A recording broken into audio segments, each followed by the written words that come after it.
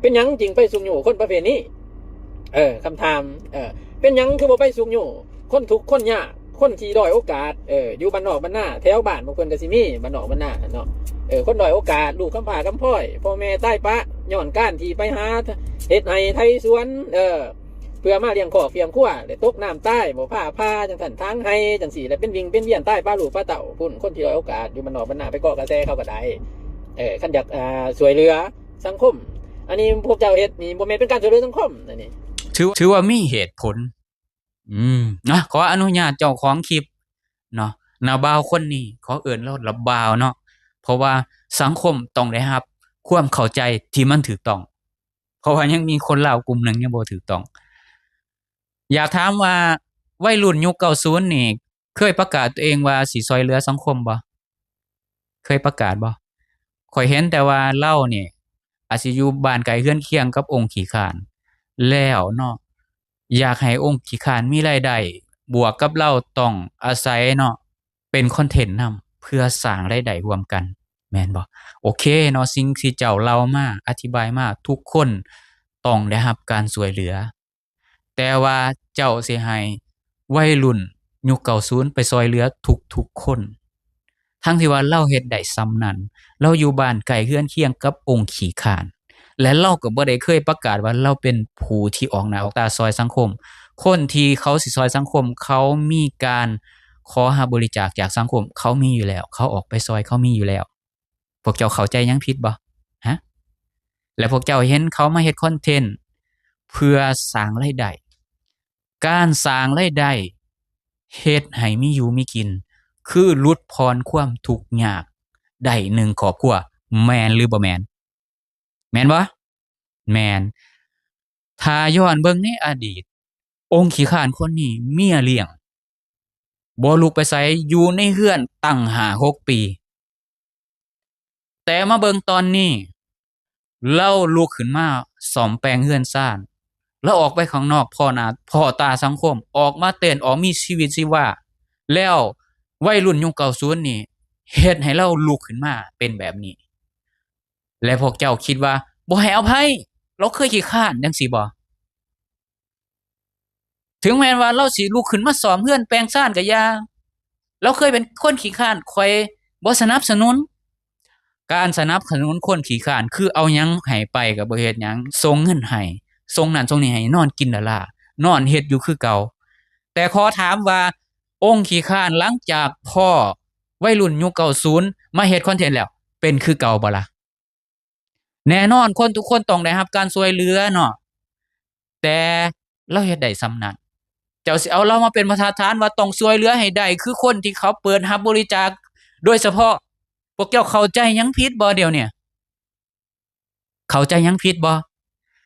การเนาะเฮ็ดให้ชีวิต1ชีวิตเปลี่ยนแปลงครอบครัว1เปลี่ยนแปลงหลังจากที่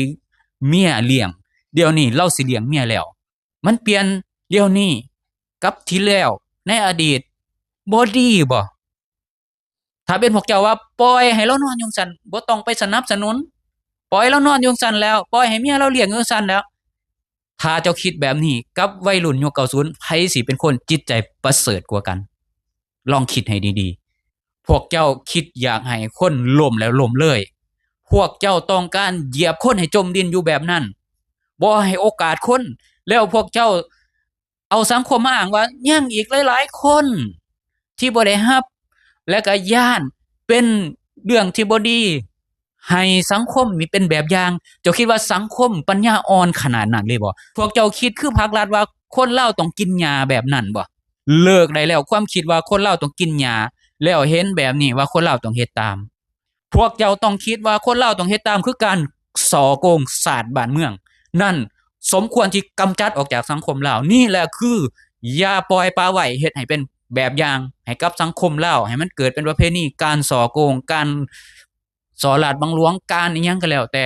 ไปโกงคนอื่นน่ะคือภาครัฐเฮ็ดตอนนี้พวกเจ้า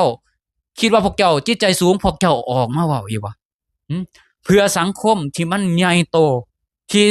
รัฐบาลยังแก้บ่ได้พวกเจ้าคิดว่าพวกเจ้าประเสริฐกว่าวัยรุ่นยุค90พวกเจ้าเสนอหน้าออกมาเว้าอยู่บ่ฮะข้อยถามพวกเจ้าเสนอหน้าออกมาอยู่บ่ ครอบครัวเราทุกข์ยากถึงแม้ว่าเราสิขี้คร้านในอดีตเดี๋ยวนี้เราขยับขยายขยับห่างกายเฮ็ดเฮือนแปลงซ่านพวกเจ้ายังสิเหยียบเขาอยู่บ่วัยรุ่นยุค90บอกว่าเราขี้คร้านก็อย่า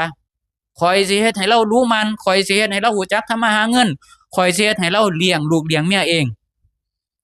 อันนี้คือความคิดของคนเจริญความคิดของคนพัฒนาความคิดของคนประเสริฐ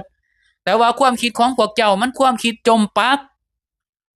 กับอดีตเขาเคยขี้คร้านว่าความคิดจมปักนี่มันมาจากไสวะไผเป็นคนสอนวะแปลกๆได้ความคิดจมปักในอดีตนี่มันมาจากไสวะ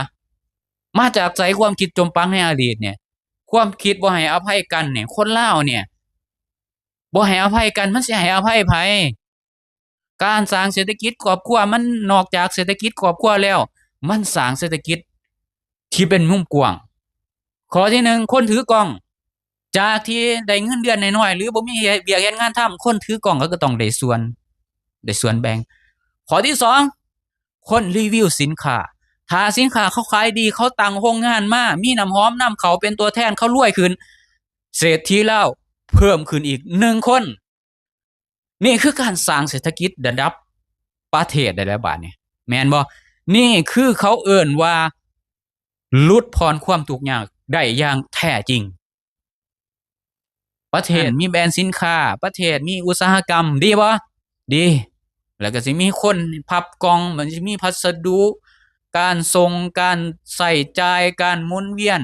การซื้อจ้างเพิ่มขึ้นแม่นบ่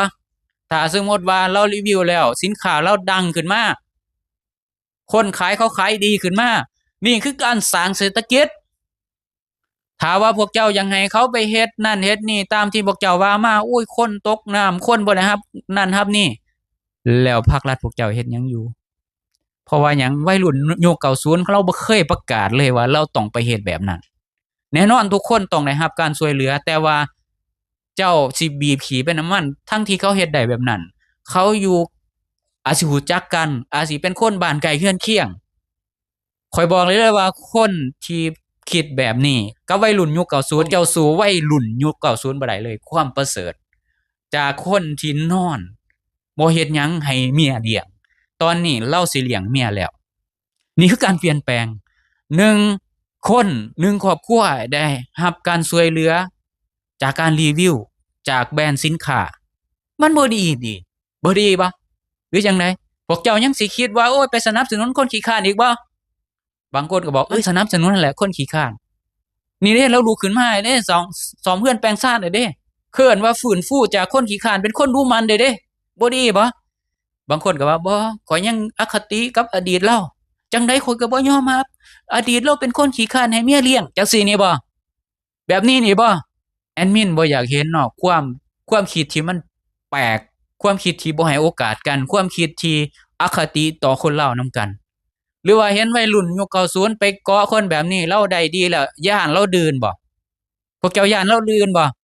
คนเฮาน่ะเฮ็ดแบบใดก็ได้แต่มันดีกว่าคนโกงศาสตร์บ้านเมืองหลายหมื่นเท่าหลายพันเท่าแล้วพวกเจ้าขึ้นมาเว้าอยู่บ่คนโกงศาสตร์บ้านเมืองพวกเจ้าขึ้นมาเว้าบ่พวกเจ้าลุกเว้าบ่คนที่ปุ่นที่จี้ที่บ่เฮ็ดอิหยังง้อมือง้อตีนไปขอกินบ่อึดพวกเจ้าคือบ่เว้าแน่นอนทุกคนต้องได้รับการช่วยเหลือแต่เขาช่วยเหลือได้ส่ำนั้นและเขาก็บ่เคยประกาศว่าตัวเองเป็นองค์กรการกุศลที่จะไปช่วยทุกคนเขาช่วยได้เท่านั้นเพราะเขาเฮ็ดคอนเทนต์หาเงินเขาสร้างเศรษฐกิจครอบครัวของเขาพวกเจ้าเข้าใจยังผิดบ่เดี๋ยวนี้ถ้าเข้าใจผิดให้เข้าใจใหม่ส่ำนี้แหละ